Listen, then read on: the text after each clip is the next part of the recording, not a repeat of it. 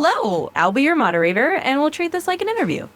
To start off, Dharam, could you introduce yourself briefly and share a bit about what got you interested in public speaking in the first place?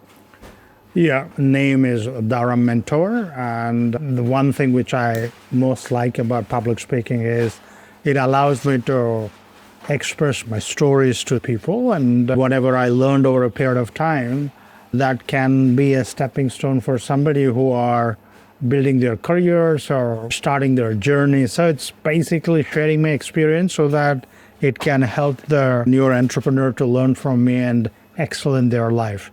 So it's all about sharing my knowledge is what pushed me in this direction. That's wonderful. It's inspiring to hear your journey into public speaking is about sharing knowledge and helping others on their path.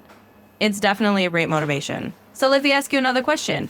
When you're mentoring new speakers or entrepreneurs, what's one common challenge you notice they face, and how do you usually help them overcome it?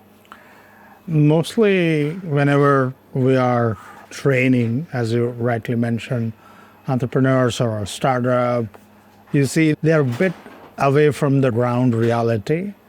Of course, we need to have a great idea. We need a good amount of funding to do it. But at the end of the day, there cannot be a company or a service or a product without consumers are buying it. Having a bit of knowledge of how societies work, how people behave, purchasing behavior, buyer behavior, and a little rational, irrationals about the buyers, these perspectives are very important.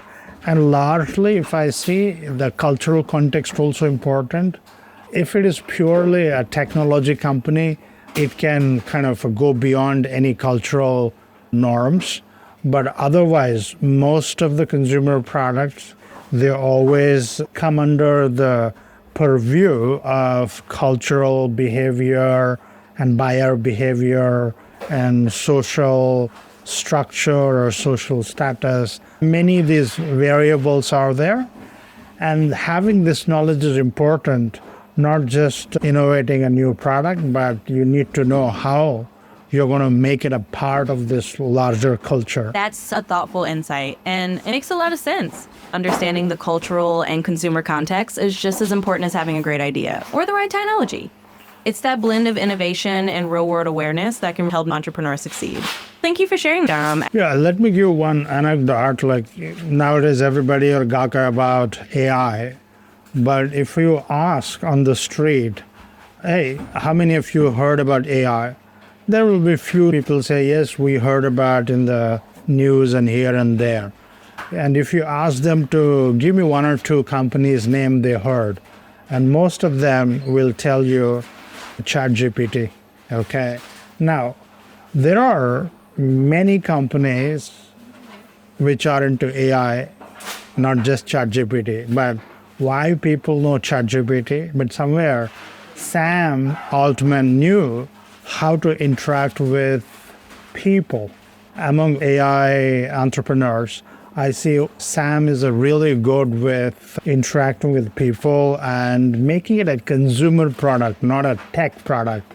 I think that whole mindset what Sam has got, hey, let me make it like a refrigerator, let me make it like a two-wheeler or a washing machine. Like you're looking AI like a consumer product, not like a tech bro product or meant for only techies. So that perspective is what made ChatGPT popular. It doesn't matter. Somebody might be having better algorithm or this or that, but at the end of the day, consumers are looking for what is that making my life better. Absolutely. And that's a fantastic anecdote to highlight the importance of making something relatable and human-friendly rather than just a piece of tech. It's about how the product fits into everyday life and how people can connect with it. Thank you for sharing that. And to wrap up this little interview on, it really brings home the idea of blending empathy and practicality in whatever we do. Thanks for all your insights. Thank you.